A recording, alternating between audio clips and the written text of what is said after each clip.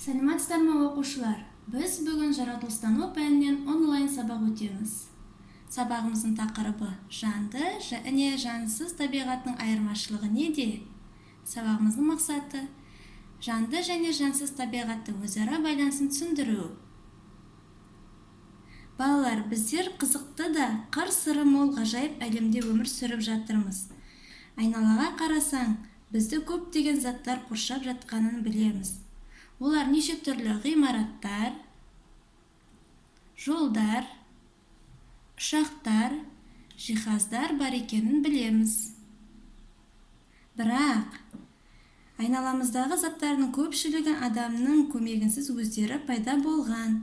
Олар жер, су, ағаштар мен жануарлар, күн, аспан жатады.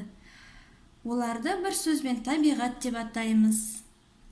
Табиғатымыз екіге бөлінеді: жанды табиғат және жансыз табиғат. Ал енді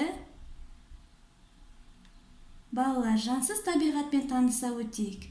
Бұл не? Тау-тас,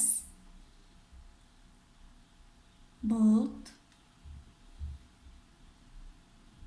күн, ауа, құм, су. Керемет!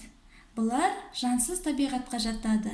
Жансыз табиғаттың айырмашылығы: олар қоректенбейді, өспейді, тұқым шашпайды. Ал енді жанды табиғатпен таныса өтейік.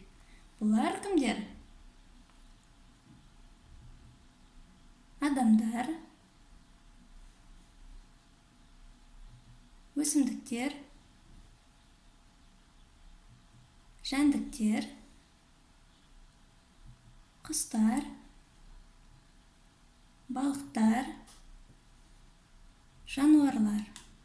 Бұлар жанды табиғатқа жатады. Жансыз табиғат пен жанды табиғаттың айырмашылығы: балалар, жанды табиғат тыныс алады, жансыз табиғат тыныс алмайды. Жанды табиғат өседі, жансыз табиғат өспейді. Жанды табиғат қоректенеді, жансыз табиғат қоректенбейді.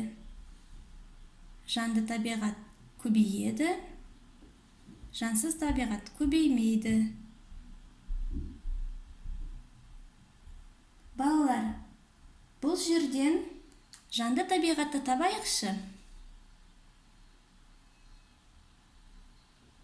Керемет! Енді жансыз табиғатты табайық.